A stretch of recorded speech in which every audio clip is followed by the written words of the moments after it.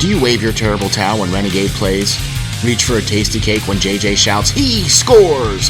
Does the sound of an F1 engine make your heart race? Doing push-ups with a Nittany Lion after a TD?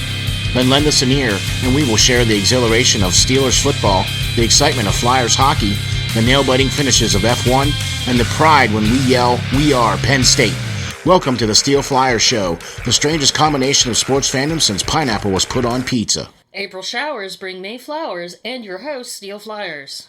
Thank you. That is the always delightful and lovely co-host, Ronies. The Flyers are too far away from contention. 2023 NFL Draft, and the Steelers' draft grade is in. The IIHF Championships with gold, silver, and bronze. The NHL Playoffs. The second season of hockey is upon us. Thank you, folks, for joining us here at the SteelFlyers All Sports Network, SteelFlyers Podcast. Thank you very much for hopping on and listening and tuning in. I'd like to say big thank you to Spreaker for helping us to get to all those great platforms like Google, Apple, iHeart, and Spotify. Just go there, type in SteelFlyers Podcast. You will find us, and then you just have to do is click on us and listen and give us a 5-star rating, and that'll help us to get up there. Thank you very much for checking us out. Ronies, thank you very much for joining us. Thank you for having me. Oh, I wouldn't have it any other way. What do you think?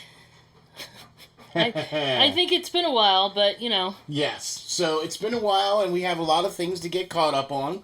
So let's get caught up on things. How about episode 23? The Steelers' 2023 draft grade, plus second season in the NHL, and then we'll get to a bunch of other things too, you know what I mean? Right. So our other esteemed co-host has joined us. So if you're here panting, it's not me. Right. It's our other esteemed co-host. So, we'd like to get into a few things first.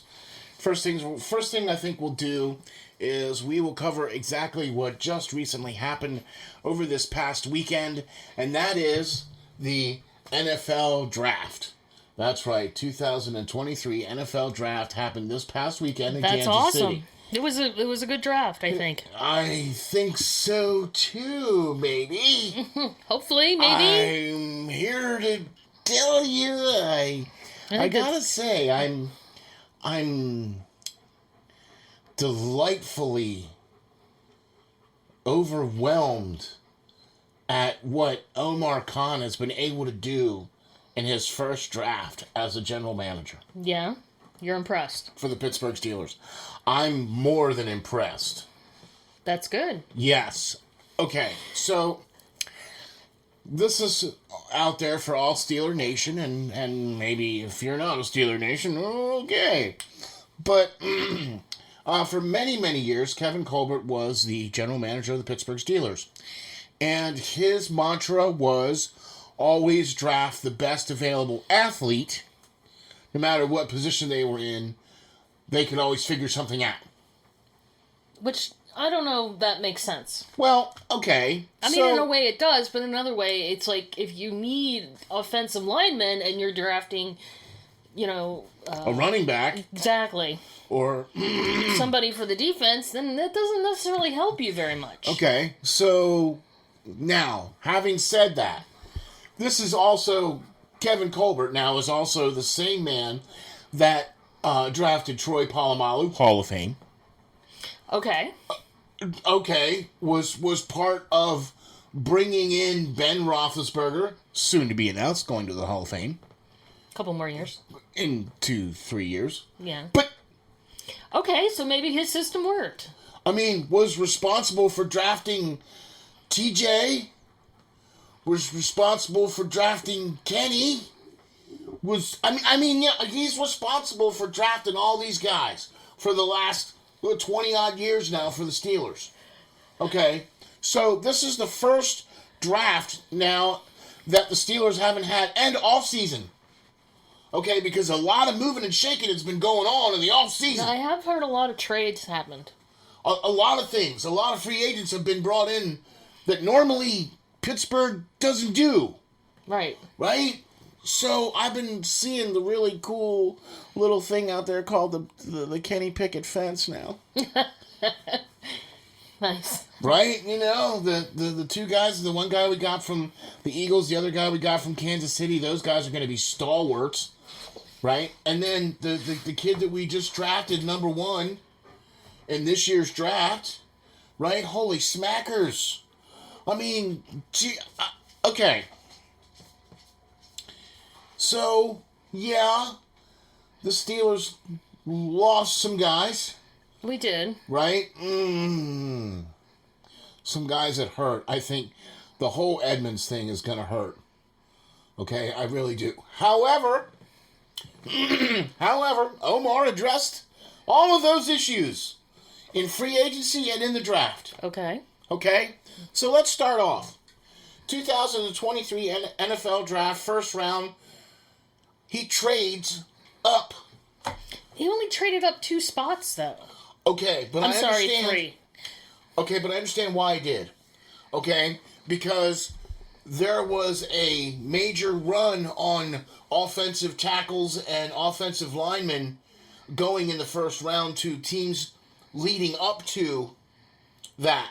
Well, I mean, yeah, because the first, 3 players were quarterback. quarterbacks. And... Well, okay, yeah, but I mean, like, the teams selecting, leading up to the 14th pick, were selecting tackles and offensive linemen in the first round. Okay. Okay? And he went after his guy. Okay. And his guy, okay, was Brodrick Jones, the tackle from University of Georgia. Right. National champs, 2 years in a row. He was teammates with Pickens. Really? George Pickens. That's where he's from, is Georgia. Okay. So, he moves up, he trades with New England. And New England had the 14th pick, and Pittsburgh traded the 17th pick and a 4th round pick to New England to get Brodrick Jones, tackle from Georgia. This kid is big. This kid's got a wingspan. Was that the one video I showed you where the kid was just on the phone and he kind of just looked at his family, didn't say a word, and kind of just half smiled, and they all knew what happened? He had, like, the little braids. Yeah. Yeah, right? Okay, yeah, that's who that was. Okay, right? that was an adorable video. Right, okay, so, but kid is ultra talented, has started for them the last 2 seasons, okay, has played tackle. I mean, when you play for a national championship team, okay, all right, so... was he on both? Was he on the team twice? Yes. For the national championship? Yes. Okay, that's good. Yes, exactly. So, I mean, all right. So far, so good. Then this was a position of massive need for the Steelers. Mm-hmm. Now, I know that Omar went out and addressed that in free agency with the player that he got from Kansas City and the player that he got from the Eagles, because those were 2 offensive linemen. 2 good offensive linemen, 2 veteran offensive linemen. All right? Cool. I'm with you. But you need that because with Chooks and the other side, I'm not happy with those. I would much rather I like this Brodrick Jones better. He has more upside. Okay, he's big, 6'4", 315 pounds, but he's got good quickness, okay, and he's got good speed for a big and a tackle. Yeah. See, you need that you need that tackle, right?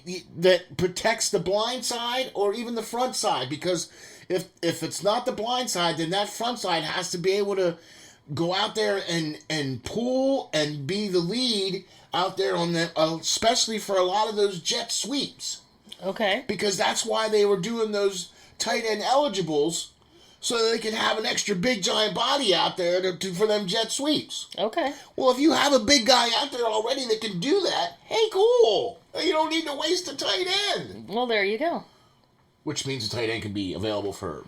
catch a pass. Oh, catching a pass. Oh, tight end's catching a pass. Oh, my gosh. Visions of Heath in my head. visions of Muth in my head, right? So, that's a perfect segue. Yeah. Right?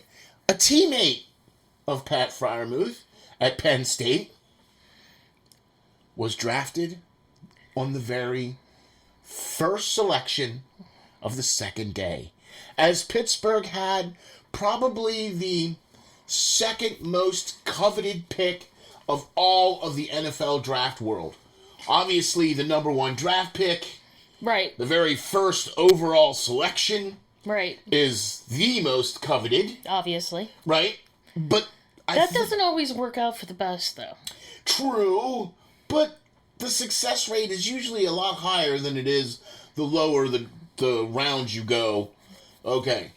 However, the next best pick that you could possibly have is, guess what? First pick in the second round. The first pick in the second day. Right? The very, very first pick of the second round.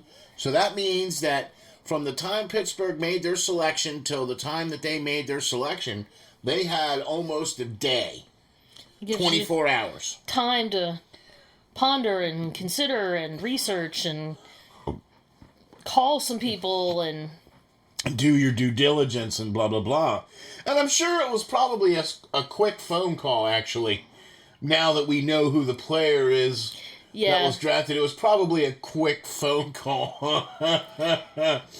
But actually it was probably two, right? Because he probably called Franklin at some point and talked to Franklin and said, hey. But, so, ladies and gentlemen, Steeler Nation, Omar Khan, on the first pick of the second day, selected Joey Porter Jr., the cornerback from Penn State. Holy smackers! Well, at least they'll both be able to say they played for the Steelers. Even if he doesn't end up staying or if he goes somewhere else or whatever, he can say, that father and son both played for the Steelers. Yep. Under the same bloody coach. That's kind of scary. That is kind of scary that Mike Tomlin also coached and then hired his dad to be, he was a linebackers coach. I wonder how many times that's happened. I'll have to look that up. Very, very, very, very, very rarely. Well, that's because, I mean, very rarely. But I have to say, Steeler Nation out there listening, you gotta hear me on this, okay? Watch this kid play at Penn State for the last few years, and he is as advertised. Porter Jr. is not as thick as his dad, but he's a little leaner and a little longer. He's got more of a longer body than his dad, right? So, but he still has that motor, and he still has that want to, and he still has that hit. Oh boy, does this kid have a hit. Oh my gosh, when he lowers the boom. He's still a good body size at 6'2", 193 pounds. He might put on a little bit, but I think he's like a much better size for the Steelers, especially at cornerback, since the last couple of cornerbacks have been 5'10", you know what I mean? Yeah, they're not quite big. You know what I'm talking about? Okay, these are the guys that are going up against the tight ends that are coming across the middle. Right. Right? Tight ends are 6'4", 5'7", you know what I mean? Like, you need somebody out there that can stretch with these guys. Right. Joey Porter's going to be that guy. He's coachable. He's got great speed. He sees the field well, okay? And I think if you put some knowledge up under his hood and turn him loose, I am not kidding you here, man. I think that this, along with Minka Ballhawk Fitzpatrick, hello. Yeah. I mean, my eyes are starting to twinkle. There you go. You know what I'm saying? Like, I'm getting the fizzies, right? Okay, so you get where I'm going with this, right? Because our defensive backfield, other than Mr. Ballhawk Fitzpatrick, has been kind of lacking. Let's just say that.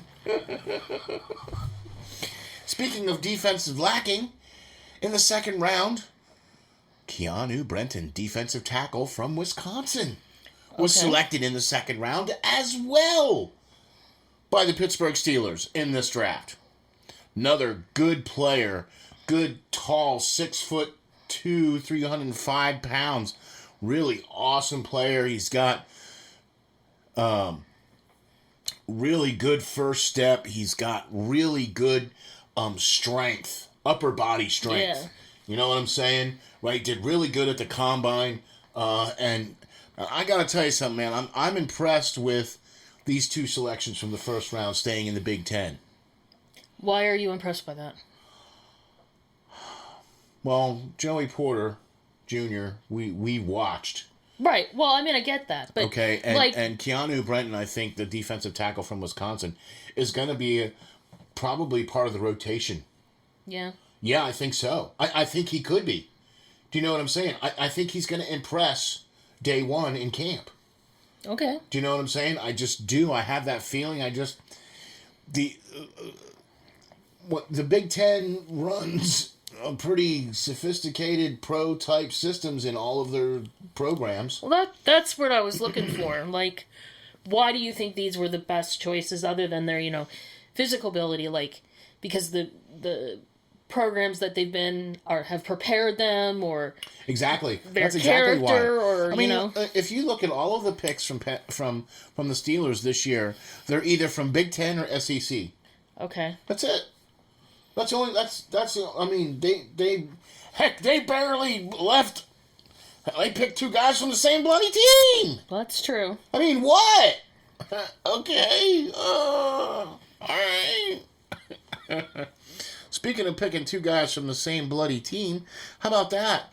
In the third round, after some more trades, they pick up the University of Georgia tight end Darnell Washington. There you go. Holy smokes! This kid is 6'7". Really? Yeah! Wow, that's a tall like guy, 270 pounds! Look, this guy doesn't catch a lot, but when he does, he just kind of bowls over you. I mean, you know what I'm saying? Like, yeah. I mean, good gracious. They didn't ask him to catch a lot. I think he only has one touchdown and like 49 receptions and, 439 yards for his entire, career there at, Georgia. Okay. But he's 6'7", 270 pounds. Now, does he have good hands? Sure does. Is he going to break any speed records? Sure ain't. But I'm going to tell you something, though. Can you imagine a 6'7", 270 pound tight end coming across the middle, catching that ball? Are you kidding me?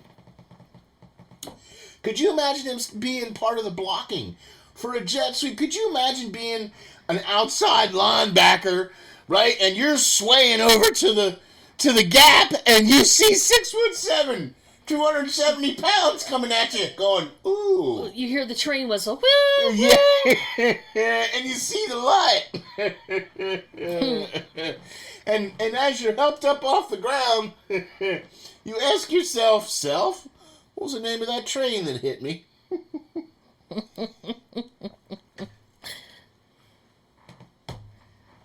Now, this can't be a coincidence, because not only did he pick Brodrick Jones and Darnell Washington from Georgia, but he got Keeanu Brenton.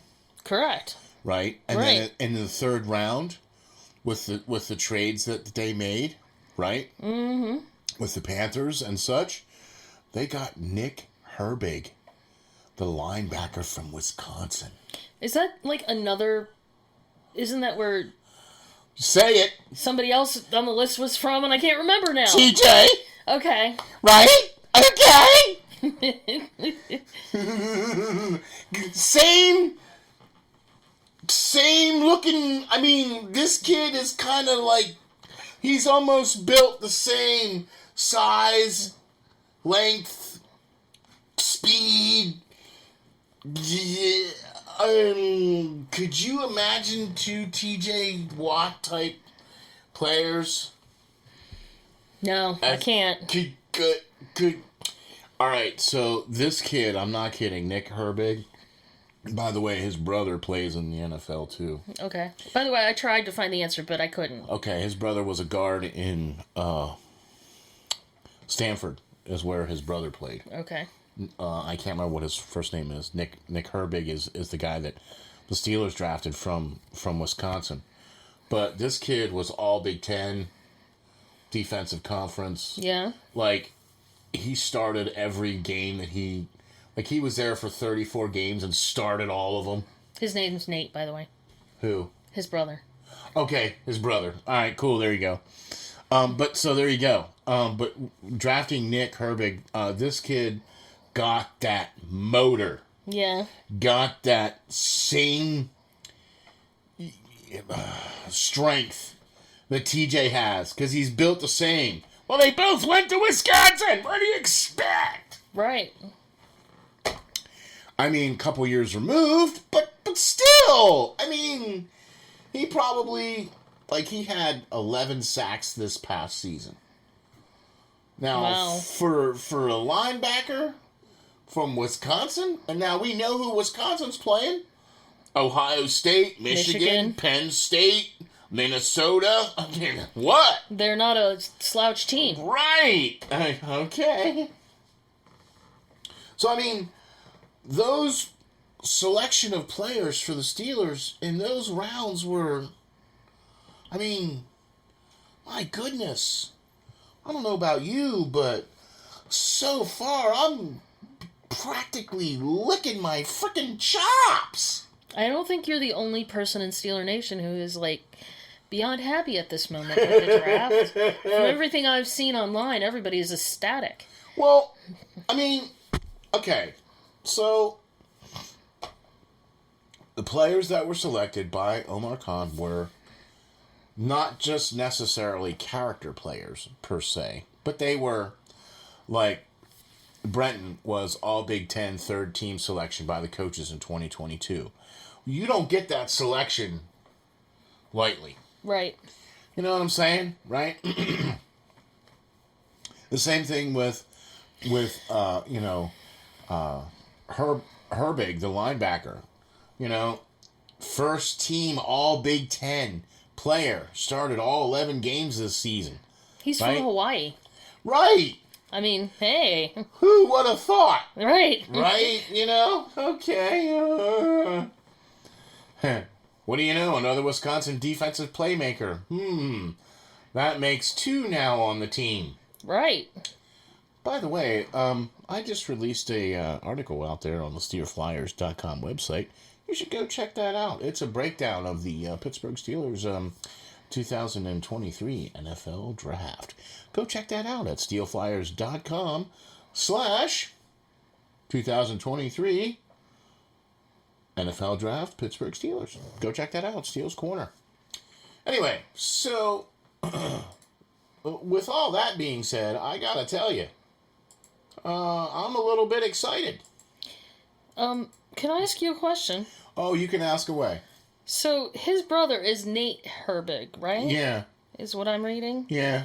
Who does Nate Herbig play for? Do you know? Yes. Who does he play for? Pittsburgh Steelers.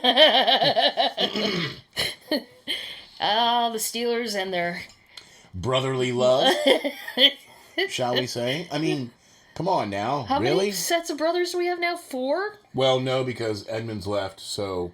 We're down to 3. Yeah. We have the Watts, the Suttons... And the Haywards. And the Haywards. Now we have 4, because we have the Herbigs, so we're back to 4.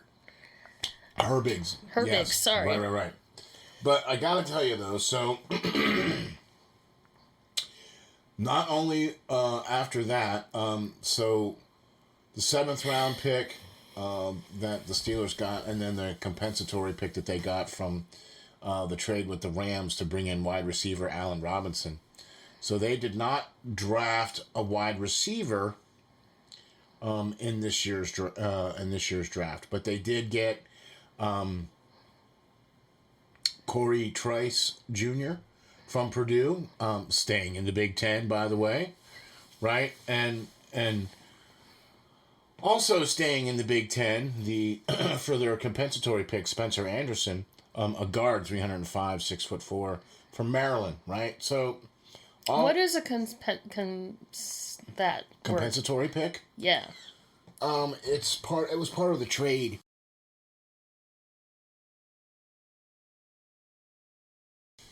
It might have been something that they have gotten somewhere else, or it was part of the deal that was made between the Steelers and the Rams that gave the Steelers Allen Robinson. Okay. He was, I think, a first-round pick a couple years ago. Okay. Just wondering. Yeah, I mean, okay, whatever. So I've never heard it referred to it like that. So okay. All right. But usually if you lose a player who was like a high draft pick, like we got a compensatory pick when Juju Smith-Schuster left. Okay. Okay. So, but okay, whatever. Either way you slice it, all day long, I think Omar gets a A. Yeah. I think he did a great job. An A grade for well, at this moment. Let's see how they pan out in a year and see if we're still at that feeling. But for right now, we're thinking he did good. So far, yeah. All right, okay, I'm with you on that. I'll hold back on the whole how the players work out, but so far, so good on the on paper part. Yeah. Okay, so I'll take that all day long. All right, so I wanted to talk a little bit about the Flyers here, just because a couple of things have taken place over the last little bit here. And, of course, we all know about the releasal of... Releasal. How do you like that? He's making up words now, folks. How about that? Releasal. The finally getting rid of the Uncle Chuck. And also Mr. Scott will be allowed to, quote-unquote, retire. So, whatever. And interim GM Danny Briere has been anointed, as said, to the interim GM. If I had told you 10, 15 years ago that Danny Briere was going to be the GM of the Flyers, would you have believed me? Not even remotely. Yeah, you'd be laughing, going, yeah, right. Yeah, I would be laughing, because I'd be laughing. And I still am laughing now, because I still don't think he is the right man for the general manager position. I do believe, though, however, he is the right man for the hockey ops position. Okay? So I think they're kind of doing this the other way around, where I think Danny Briere should be the hockey ops looking for the general manager. And the general manager that they should be looking for is Eric Turleski from the Carolina Hurricanes. You bring this man into Philadelphia and you do not allow him to leave. No, I mean, like, you buy him a house, or you fly his kids back and forth every day to school, or, I mean, whatever you got to do. Right? You bring him here to Philadelphia and you don't allow him to leave. And you make him be the general manager and allow him to build this team. And you be the hockey ops and you schmooze and you take care of that other kind of stuff there, Danny. Because I'm going to tell you something, okay? Mm-hmm. It's all about contract negotiations and picking teams and all the other stuff. And Danny Briere said he wants to build a team. Well, the team you need to build is the management team and not the team that's on the ice. I'm sorry, it's just kind of how I look at it. It's just how I feel. You got to start cleaning out from the top down. And you need somebody that can come into the Flyers that has experience in the general manager position, not necessarily that has done a rebuild, but at least has done some kind of something along those lines instead of having a rookie at the helm. I guess maybe I'm just crazy. You know what I'm saying? I'm not ready to just hand over the keys to the kingdom to a rookie. Does that make sense? I mean, am I the only one that sees this? No, I think you and Lance talked about it the other night, too. Right, on the Hockey Writers Inc. By the way, go check that out at steelflyers.com/link/Hockey Writers Inc. Go check that out. But it just doesn't make any sense. Why would you willingly do things bass-ackwards? Because they're the Flyers. Well, now, how's this for you? Because they're the Flyers. Thanks to Uncle Chuck, the Flyers are now going to have a league-imposed $3.5 million cap hit by the league. So that little $3.78 million that the Flyers actually had available is gone now. Sort of, kind of, pipe dream-ish, right? Is now gone now. So now you want to give a rookie the keys to the kingdom who has 0 cap space, has 4 or 5 UFAs and 3 or 4 RFAs, of which a handful of them need to be re-signed. Right. A la Cam York being one of them. And he's not the healthiest player. No, Cam York, yeah. No, I'm thinking of someone else. I'm sorry. Right. Wade Allison. That's who I'm thinking of. Sorry. Right. Yep. Cam York, yeah, right. Gonna be due a contract. You know what I'm saying, right? You didn't do anything at all at the trade deadline to move anything, to get anything, or do anything. Right. Well, right? That was when Chuck was still in charge. So now here you are, stuck like Chuck. Yeah. Pun intended. Utterly. You have no cap space. You have really no draft capital to speak of. Right, because nobody wants him. Well, no, it's not that. It's just that you have a first-round pick that you're going to get from the draft, maybe.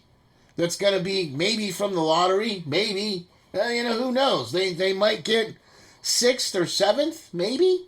Yeah. Right? I think the worst they're going to get is 9th, but the best they could do is 5th. And that player may not be...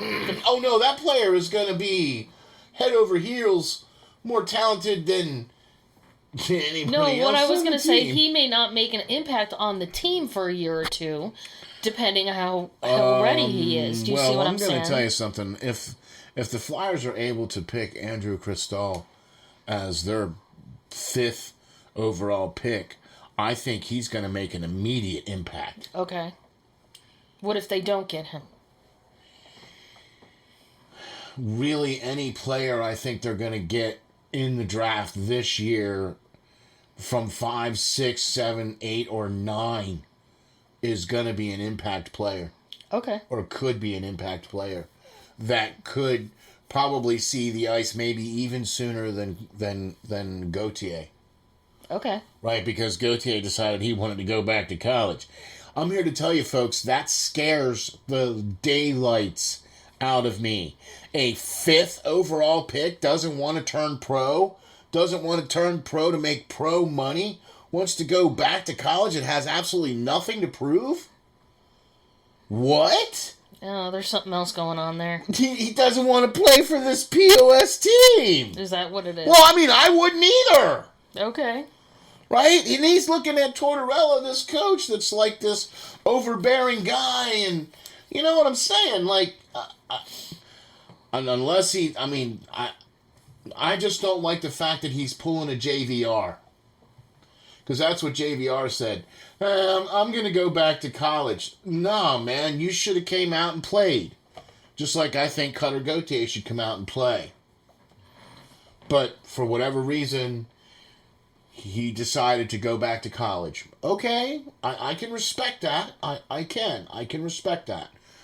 I really think it's going to hamper your development.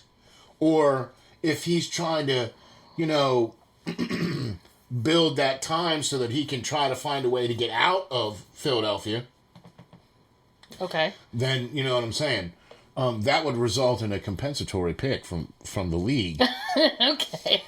to the Philadelphia Flyers. Word of the day. Compensatory pick. It works both ways. So there you go. I mean, they've had some issues with trying to interview people for the hockey ops. They've had, conflict of interest now, issues popping up and all this other stuff. Look, y'all should just take care and just do it right and put Danny B as hockey ops. Allow him to, and the rest of the upper management to select the general manager, who has to be somebody that's got at least 10 years in the league. Okay, aren't these the same people that picked Chuck Fletcher?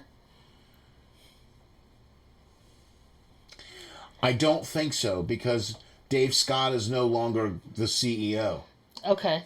That does make a difference. That does make a difference. And there really is nobody else other than Danny Briere. You know what I mean? Like, they don't have any other they don't have any other bodies. Okay. Other than, management from Comcast. Right? That's all they got. They don't have anybody on the hockey side other than the interim general manager right now. Okay. Right? So, now what are you going to do? Right? Right. Okay. I told y'all what to do. Put Danny Briere's hockey ops. Call up Eric Terlusky. Of course, after Carolina tries to go win the cup. And you bring him into Philadelphia and you do not allow that man to leave. And that's until he gets us a Stanley Cup. Or something like that, right? At least the playoffs would be nice. Gosh, man. How about that, Look, I get that they're saying the words now, rebuild. I get that. And they're saying that now so that there's an excuse why they're going to lose. Because they're preparing everybody for the fact that, well, because we're in a rebuild, that's an automatic excuse to lose. Well, all right. But let me tell you something, okay? That's going to get old quick. Okay? Right. It's going to get old quick. That's all I'm going to say. All right? So let's talk about some good hockey. Yeah? Yeah. What do you say we talk about some good hockey? Okay. All right. Earlier today, as we were recording this, got to witness something that hasn't happened well, I don't think it might have been a really long time, or I don't think it's ever happened. But the two championship games in the IIHF U18 World Juniors both went to overtime. Wow. Right. I didn't realize it had been that rare. Okay, so the bronze medal game, which was Canada versus Slovakia, that went to overtime. And the gold medal game, which was United States and Sweden, went to overtime. So that was the first time, I think the first time in a very, very, very, very long time that the two medal games had to go to overtime. Okay. Okay. And it almost didn't, because the United States didn't score until almost 3 minutes left in the period, I think, something like that. Right. And then Canada came back from 3-1, or down 3-1, with like 11 seconds left to tie the game, right, to go into overtime. You know what I'm saying? So it's like... Yeah, you're right. This was good hockey. Okay. It was exciting, and it was fun, and we were rooting for somebody who could actually win, and... It was nice, right? Yeah. For a change, Canada was able to come back and beat Slovakia for the bronze. First time for a bronze medal for Canada in quite a while. So congratulations to Canada. It was a great game. And a lot of prospects that Lance and I cover on Prospect Watch played in these games. Right. Okay, not just necessarily for the United States team, but also for the Swedish team, also for the Slovakia team, and also for the Canada team and the United States team. And some of the kids are going to be drafted this coming summer. Yeah. Yeah, like I'm sure. in the first top 10. Yeah. Yeah, Crystal playing for Canada, Bednard playing for Canada. I mean, obviously these guys are gonna go. You know. So, but and I think some of the guys from the United States team, Will Smith and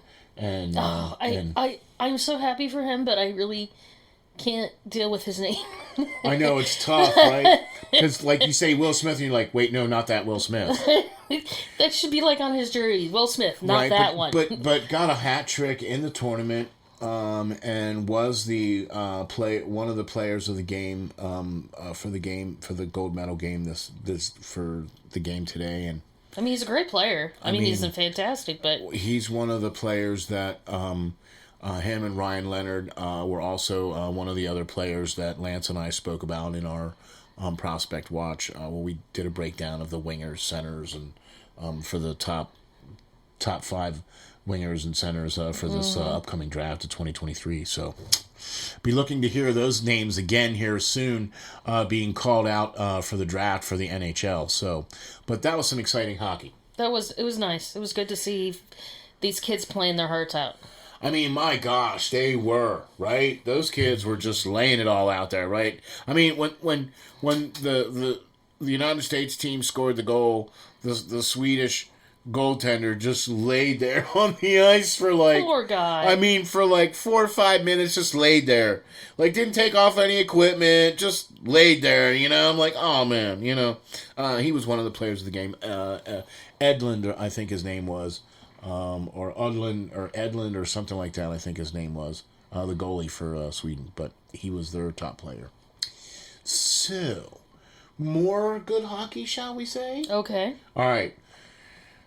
Ladies and gentlemen, we welcome you to the second season. Yes. The NHL Stanley Cup Playoffs, the second season.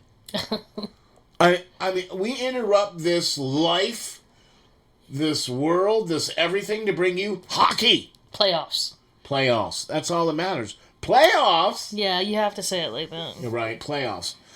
Folks, I'm here to tell you, watching Toronto win in overtime to beat Tampa Bay, to win the series 4-2, to beat Tampa Bay was,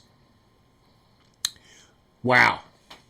I was impressed that Toronto was able to get out of the first round. All right. Yes, that's the first time in how long? 24 years. There you go. All right. So, congratulations to Toronto.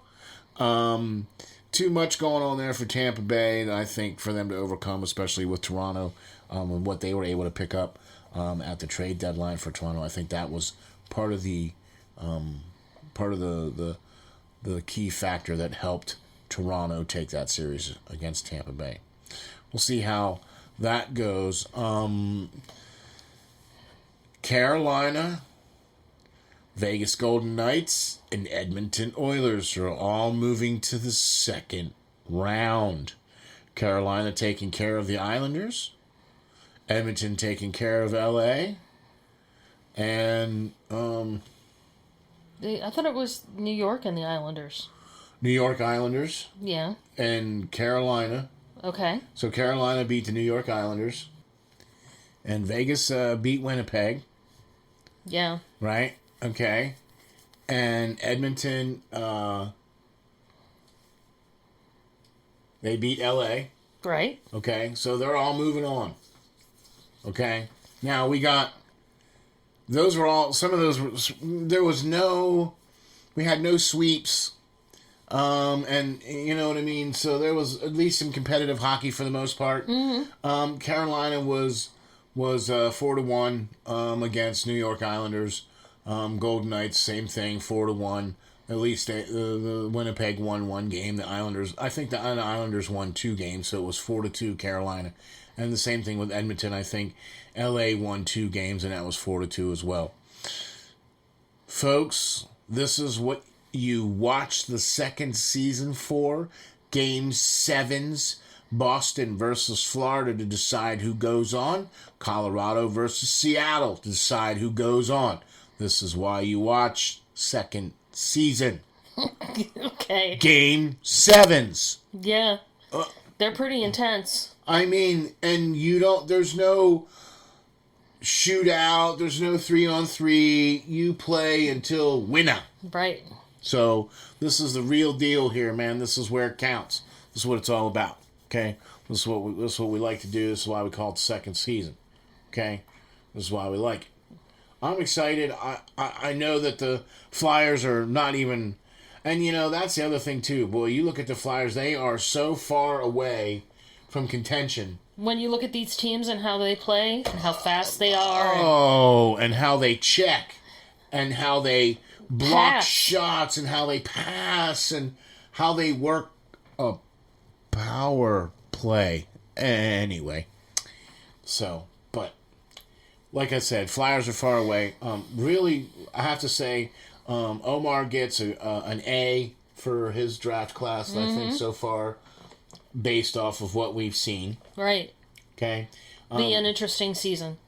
Seeing if they make it to the team and if they make it, as starters or whatever. Yeah, exactly. I'm interested to see at least the first 3 picks. Maybe the first 4 picks, because there was 2 in the second round. Okay. All right, so I'm interested to see at least all the way to Herbig. Yeah. At least seeing those guys make the team. What am I starting? I want to say that. You know what I mean? I want to see those guys make the team. Okay. At least up to that. You know what I mean? So. They did well with a brother last year of Cam Hayward with Connor. Connor, yeah. He made some good plays last year. Towards the end there, he started coming on. You know what I mean? Yeah. So another tight end. Do you know what I mean? That's coming on, and they did re-sign Zach Gentry. Okay. Right. To go along with Freiermuth. Here's the thing. They didn't draft a wide receiver, and I know that some of the guys that I've done shows with in the past, and 5 Star was very much sold on the fact that he felt that the wide receiver room needed bolstered. And I agreed to disagree with him on that. I felt that there was still some talent in the room, and there wasn't that much more talent that wasn't that far away, because I didn't really see a lot of wide receivers drafted in this year's draft. I saw a lot of offensive linemen. I saw a lot of defensive linemen. Saw a lot of quarterbacks. Saw a couple of quarterbacks, some running backs, and a lot of defensive secondary. Okay. I'm not saying that there wasn't some wide receivers taken, because there were. Right. Do you know what I'm saying? But what I'm saying is that wasn't the overall role of the draft, was wide receivers. You know what I mean? It's not like that's what the huge draw was the wide receivers. So, well, I'll tell you what, I think we got a really good one here in the books, and sorry it's been so long since we've been last out with you, and we'll try to get back a little sooner rather than later. Well, it was kind of a slow news day, kind of. We were waiting for the draft and waiting to see if what Flyers players or the Flyers management were doing, but especially after getting rid of Chuck. Right. So. But I think I think we got it pretty good covered here. What do you think? I think it's great. I think so too, and I'll tell you what, I think we got a really good one here, and we're gonna say thank you very much to Spreaker for all your support. All you have to do is go to your favorite podcasting platforms, type in the SteelFlyers Podcast, and you'll be able to see the show, and it'll come up, and you just give us 5 stars and click the like and subscribe, and we'll be there for you every time you need to hear something, and check us out. Thank you all for listening. This is your host, SteelFlyers. Thank you, Ronies. Thank you for having me. Always a pleasure. Thank you all for listening, and check us out. Just remember, folks, stay safe, stay strong, and hang tough.